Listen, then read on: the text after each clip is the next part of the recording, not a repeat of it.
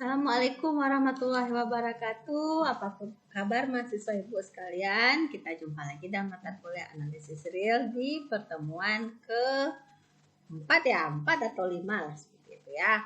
Nah, pada pembahasan kali ini, pada pembahasan sebelumnya kita sudah membahas 4 teorema tentang elemen identitas dan inverse. Nah, kelanjutannya hari ini kita akan lanjut ke bilangan rasional dan irasional. Nah, pada pertemuan, kalau nggak salah ibu, pertemuan kedua atau ketiga, ibu sudah membahas tentang pohon bilangan. Nah, di situ muncul bahwa dalam bilangan real itu ada bilangan rasional dan irasional. Nah, tapi sebelumnya ini pura-puranya kita belum tahu ya bilangan rasional dan irasional itu kayak mana. Jadi dari teorema bilangan real ini kita tahu bahwa pada akhirnya bilangan rasional dan irasional itu adalah subset atau bagian dari elemen bilangan real. Nah, mari kita lihat. Kalau di sekolah kan pasti kalian pelajari dulu dari bilangan rasional, irasional. Ini yang terakhir stepnya kalian baru pelajari tentang bilangan real. Ya, tapi kita lihat sebenarnya kita tahu dulu definisi bilangan real, baru selanjutnya kita definisikan bilangan rasional apa, bilangan irasional apa. Nah, kita lihat dalam sistem bilangan real, dalam sistem bilangan asli, ingat bilangan asli itu dimulai dari 1, 2, 3 dan seterusnya. Kita tidak dapat menemukan bilangan asli n sehingga 8 tambah n sama dengan 5. Artinya, kalaulah dalam bilangan asli mulai dari 1, 2, 3 sampai seterusnya itu kita ambil satu bilangan yaitu n.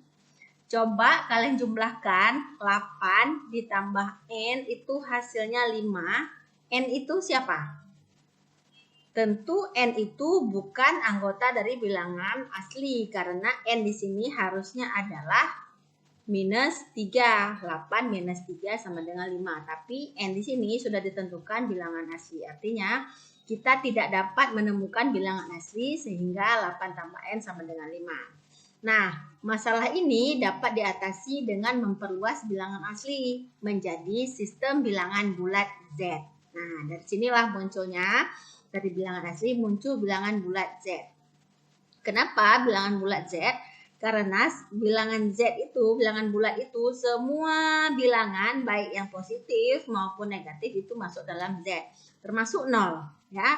Jadi mulai dari negatif tak hingga sampai minus 2, minus 1, 0, 1, 2 sampai tak hingga.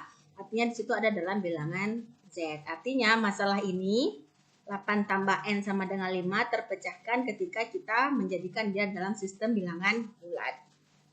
Nah, jadi n menjadi subsistem atau subset atau bagian dari Z. Artinya Z ini lebih besar daripada n. Kalau n dimulai dari 1 sampai tak hingga, tapi ketika Z masuklah semua bilangan bulat. Ya, bisa diikuti sampai di sini. Pelan-pelan saja. Selanjutnya, pada n ditambahkan bilangan 0, min 1, min 2, sampai min n sehingga inilah dia anggota dari himpunan bilangan bulat ya, Z. Nah, tapi kita lihat pada aksioma bilangan real sebelumnya kita ketahui bahwa bilangan 0 mempunyai sifat, nah ini kan identitas pada penjumlahan. Ketika 0 ditambahkan dengan suatu bilangan maka akan menghasilkan dirinya sendiri. Dan ketika 0 dikali dengan suatu bilangan akan menghasilkan dirinya sendiri, akan menghasilkan 0. Begitu juga dengan 1. Ketika 1 dikalikan dengan suatu bilangan, katakanlah A, maka akan menghasilkan dirinya sendiri. Untuk setiap A pada anggota bilangan bulat. Artinya A ini adalah anggota bilangan bulat. Katakanlah ambillah 3, ambillah minus 2, ambillah plus 100. Kalau dijumlahkan pasti hasilnya 100, kalau dikalikan pasti hasilnya 0 ya. Nah, untuk setiap A anggota Z terdapat satu bilangan negatif A yang juga anggota pada Z. Ini contohnya tadi. Kalau 1 lawannya min 1, kalau 2 lawannya min 2 atau inverse ya. Jadi kalau ada N pasti ada satu yang negatif N. Jadi di sini berlaku semua inverse-nya. Sehingga disinilah mulai muncul sifat pengurangan. Pada pengurangan itu Kalau pada anak SD tentu kita mengenalkan dia pada operasi pengurangan. Tapi pada kalian yang mahasiswa level tinggi, tentu operasi yang dimaksud itu tetap operasi penjumlahan dengan inverse-nya yang menghasilkan elemen identitas, ya. Nah, bilangan negatif A dinamakan inverse dari A terhadap operasi penjumlahan. Ini udah kita bahas ya pada pertemuan tentang aksioma bilangan real. Nah, akan tetapi dalam Z, nah ingat Z tadi adalah himpunan bilangan bulat, tidak terdapat inverse terhadap operasi penjumlahan, ya. Tidak terdapat inverse pada operasi penjumlahan, akan tetapi dalam Z tidak terdapat ini terulang 2 kali. Akan tetapi sini ya, akan tetapi dalam Z tidak terdapat inverse terhadap operasi perkalian, ya. Akan tetapi dalam Z tidak terdapat inverse operasi perkalian. Ingat, Z itu apa tadi? Bilangan bulat. Kenapa dia tidak terdapat inverse operasi perkalian? Karena operasi perkalian itu misalnya kayak kemarin 2, inverse-nya siapa? 1/2. A inverse-nya adalah 1/A. Apakah ada dalam bilangan bulat yang 1/2?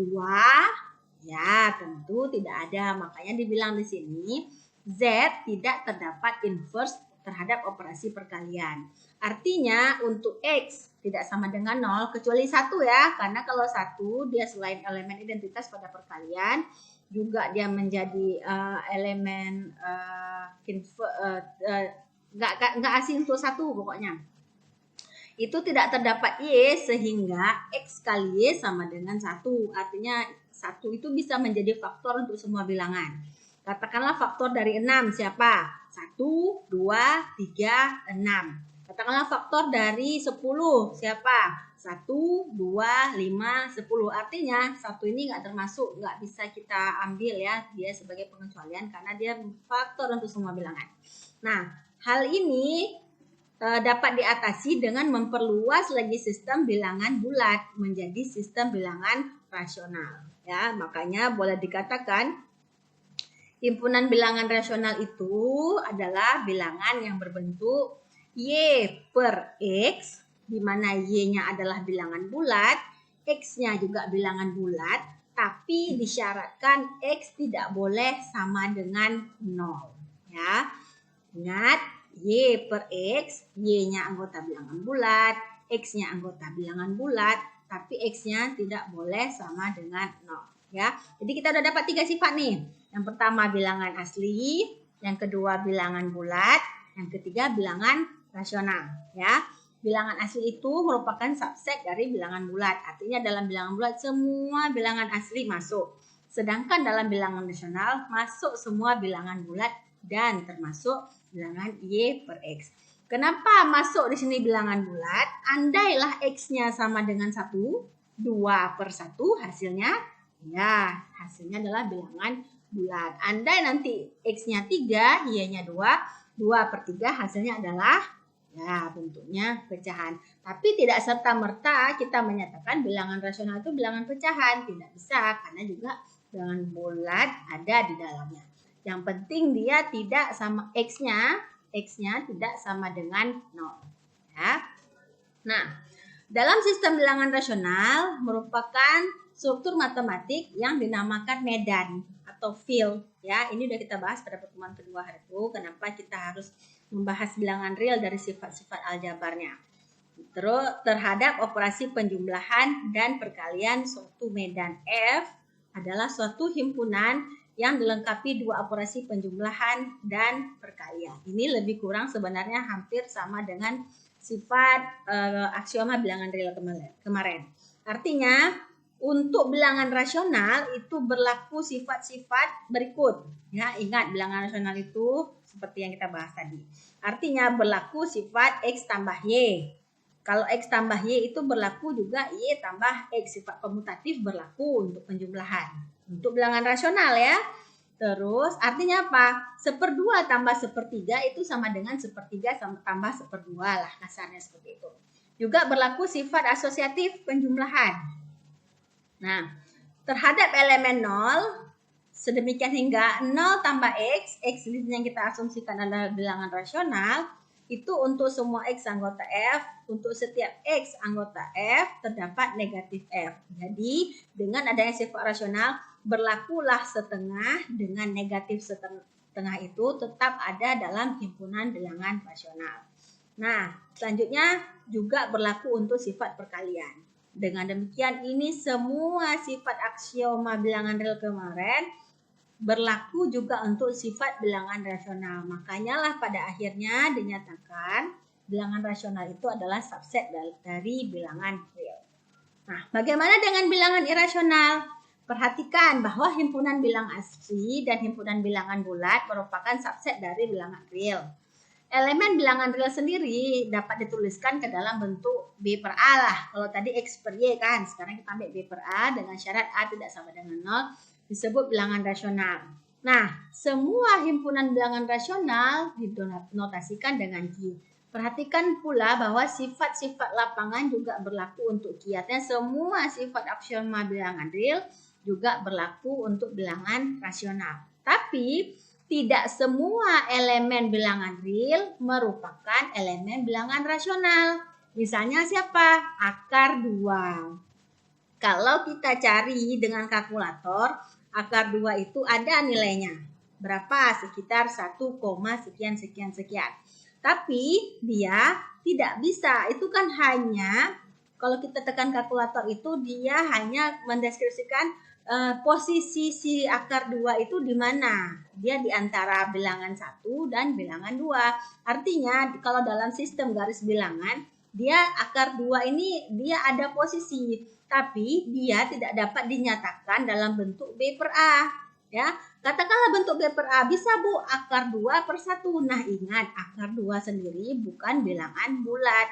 Sementara bilangan real tadi X per Y atau B per A ini kedua-duanya harus bilangan bulat. Nah, dengan demikian elemen R yang bukan termasuk ke dalam elemen bilangan rasional atau Q disebut bilangan irrasional ya.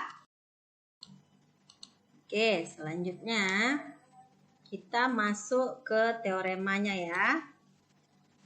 Nih, nah kita masuk ke teorema 5. Jadi satu aja teorema dalam bilangan rasional dan irasional. Tidak ada bilangan rasional R sedemikian hingga R kuadrat sama dengan 2. Artinya tidak ada bilangan rasional yang dikuadratkan itu menghasilkan 2. Nah, kita buktikan dengan kontradiksi. Ingat kemarin pembuktian kontradiksi adalah pembuktian dengan permisalan dari kebalikannya. Misal P dan Q adalah bilangan bulat. Sedemikian hingga P per Q dikuadratkan sama dengan 2. Ingat ya, bilangan rasional itu P per Q di mana keduanya adalah bilangan bulat dan tidak sama dengan 0. Jadi memenuhi ya pernyataan ini. P per Q kuadrat itu menghasilkan 2. Ini pernyataan kontradiksinya. Nah, diasumsikan bahwa P dan Q positif dan tidak memiliki faktor persekutuan lain selain 1. Artinya apa? Tidak boleh 2 dan 4, tidak boleh 3 dan 6, tidak boleh 2 dan 6, tidak boleh 3 dan 9, tidak boleh 4 dan 12, seperti itu ya. Artinya faktor persekutuannya hanya 1, misalnya 3 dan 7. Siapa faktor persekutuan antara 3 dan 7? Kalau 3 itu 1 dan 3, kalau 7 itu 1 dan 7. Tidak ada faktor lain selain 1. Nah, selanjutnya karena P per Q kuadrat itu sama dengan 2, maka ini tahu dari mana? Ini kali silang ya. P kuadrat per Q kuadrat. P-nya tinggal sebelah kanan, Q-nya ke sebelah kiri. Makanya di sini jadi 2Q kuadrat. Jelas bahwa P kuadrat adalah genap. Kenapa genap? Ini penandanya 2. Berapapun bilangan, kalau dikali 2 hasilnya pasti genap. Sekalipun bilangan ganjil. 3 dikali 2 hasilnya 6 genap. 0, 2 kali 0 hasilnya 0, jelas 0 juga genap. Nah, di sini menunjukkan bahwa P kuadrat pasti bilangan genap. Ya, P kuadrat pasti bilangan genap. Akibatnya P juga genap. Kalau P kuadrat genap, pasti P juga genap. Karena apa? Jika ganjil, maka P itu pasti 2N kurang 1. untuk n anggota bilangan asli. Nah, jika ganjil, ini katanya kan genap. Kok bisa genap? Ya udah kita buktikan sekarang. Kalau ganjil kayak mana? Kalau ganjil berarti kan P sama dengan 2N kurang 1. Ini yang menandakan dia ganjil kan? Ketika dikurang 1 atau ditambah 1. Ya, dari bilangan genap. Nah, sehingga P kuadrat itu coba 2N kurang 1 dikuadratkan. Kan hasilnya seperti ini. 4N kuadrat tambah, kurang 4N tambah 1. Ini 4N kuadrat kurang 4N tambah 1. Ini hasil dari penjabaran ini ya. Jangan bingung nanti dari mana. Nah, ini 2-nya kita keluarin. Dari sini tinggal 2N kuadrat kurang 2N. Ini ya. Nah, atas nama bilangan yang dikali dengan 2, sekalipun dia genap atau ganjil atau 0 sekalipun, pasti menghasilkan bilangan genap. Ini hasilnya adalah bilangan genap. Nah, di sini ditambah 1. Artinya bilangan genap ketika ditambah 1 atau dikurangi 1 artinya bilangan ganjil. Nah, ini artinya apa? Bahwa P kuadrat juga bilangan ganjil. Padahal tadi apa? Jadi P haruslah bilangan genap. Ingat kontradiksi di awal kita tadi. Nah, selanjutnya. Karena P dan Q tidak memiliki faktor persekutuan lain selain 1, maka Q haruslah merupakan bilangan asli ganjil. Ya, yang asli tapi yang ganjil. Tidak memiliki faktor persekutuan lain. Dia pasti harus asli dan harus ganjil. Kayak Ibu kasih contoh tadi 3, 7, 11. 3 dengan 9 enggak termasuk ya karena dia ada faktor lain. Pasti dia ganjil. Nah, karena P genap, maka kalau genap artinya dikalikan dengan 2. Ini kan untuk M. M itu sembarang. Semua bilangan asli boleh. Sehingga dari P kuadrat sama dengan 2Q kuadrat diperoleh. Ya, P kuadrat itu kan 2M. Jadi kita kuadratkan. 2Q, kita tulis saja 2Q. Nah, 2M ini kalau dipecah menjadi 4M kuadrat. Sedangkan ini tetap 2Q. Selanjutnya, kalau kedua belah ruas kita bagi dengan 2, hasilnya tinggal apa? Tinggal 2M kuadrat sama dengan Q kuadrat. Dengan demikian, Q juga pasti genap. Kenapa genap? Karena di sini 2. Pengali dengan 2 pasti hasilnya adalah bilangan genap. Akibatnya, Q juga haruslah genap. Hal ini kontradiksi bahwa permisalan kita tadi Q adalah ganjil. Ini tadi ya bilangan asli ganjil. Jadi pengandaian salah. Yang benar adalah tidak ada bilangan real. Tadi kalau kita bilang ada kan, kita buktikan kontradiksi. Jadi yang benar tidak ada bilangan rasional R sedemikian hingga R kuadrat sama dengan 2. Ya, mungkin agak berat kan ikuti. Coba diulang-ulang lagi, nonton videonya, nanti Ibu akan share juga bahannya. Ya. Oke, Ibu rasa cukup pembahasan kita hari ini. Ibu nggak memberikan tugas, yang penting kalian paham konsep bilangan rasional dan irasional ini dari bilangan real. Dan nanti bisa jadi kalau kita sudah pertemuan tatap muka, Ibu akan tes kalian secara ujian lisan. Oke, selesai. Ibu akhiri sampai di sini. Assalamualaikum warahmatullahi wabarakatuh.